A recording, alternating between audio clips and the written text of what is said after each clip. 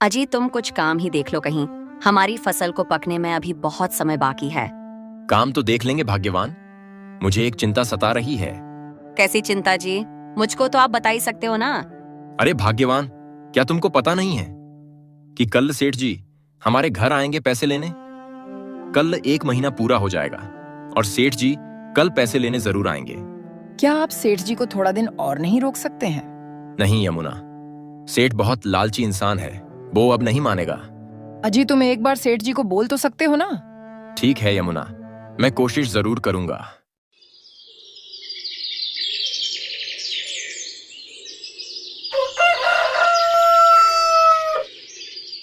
सुबह हो जाती है और रामू सेठ प्रदीप के घर आ जाता है।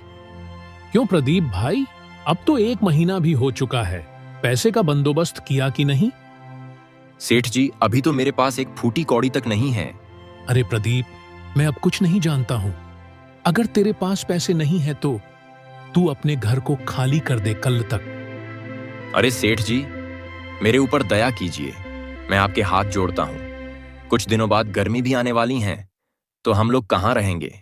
अरे उससे मुझे क्या मतलब, कहीं भी रह ले, मुझे कल तक घर खाली चाहिए।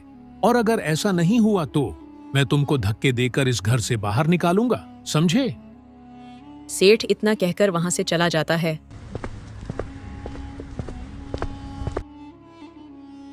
और उधर यमुना और प्रदीप बहुत ज्यादा अंदर से टूट जाते हैं। अरे भाग्यवान, अब हम कहाँ जाएंगे? हाँ, अब तुम ही कोई रास्ता दिखाओ मुझे। हम किसी पेड़ के नीचे अपनी एक झोपड़ी बना लेंगे। जब हमारे पास पैसा आ जाएगा तो हम घर भी बना लेंगे। बहुत जल्द गर्मी भी आने वाली है, तो हमको कहीं रहने के लिए घर तो चाहिए।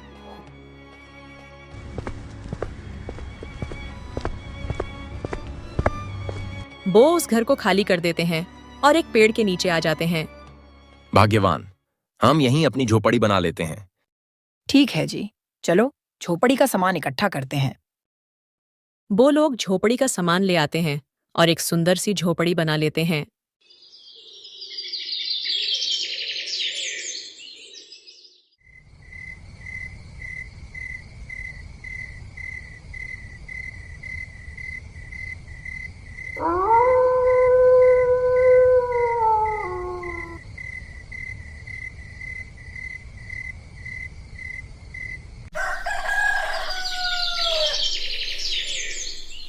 भाग्यवान, मैं कोई काम की तलाश करने शहर में जा रहा हूँ।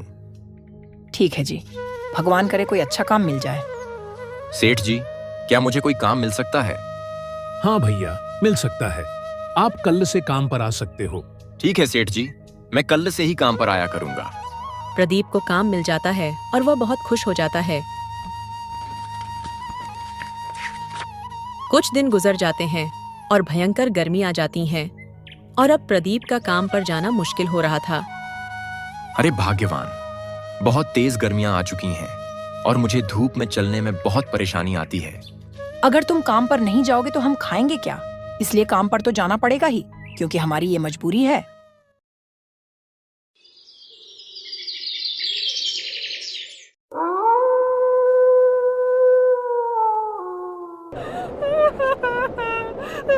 एक दिन रात में बहुत तेज आंधी आती है और उनकी झोपड़ी उस हवा की वजह से टूट जाती है।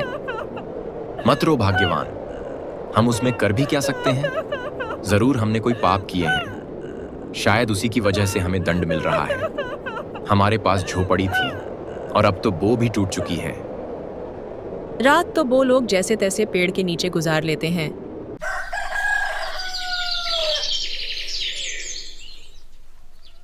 और दूसरे दिन वो फिर से झोपड़ी को ठीक कर लेते हैं। भाग्यवान, मैं अब काम पर जा रहा हूँ। आज लेट हो गया हूँ, शायद सेठ जी आज मुझे डांटेंगे। ठीक है जी, आप काम पर चले जाओ, जब तक मैं हमारी झोपड़ी की सफाई कर देती हूँ। क्यों प्रदीप, ऐसे ही काम करोगे क्या? अभी टाइम देखो कितना ज्यादा हो रहा है, सब 12 बज रहे हैं। सेठ जी, रात को आंधी आई थी तो मेरी झोपड़ी उस आंधी से टूट चुकी थी, तो मैं उसको ही ठीक कर रहा था। नहीं भाई, मुझको उससे क्या मतलब? आप यहाँ से जा सकते हो, मैं आपको काम पर नहीं रख सकता। सेठ जी ऐसा मत कीजिए, मैं कल से टाइम पर आया करूंगा, लेकिन आज मुझे माफ कर दीजिए। नहीं भाई, मुझे आपकी जरूरत नहीं है, आप जा सकते हो। सेठ इतना कहकर वहां से चला जाता है। अब मैं क्या करूंगा?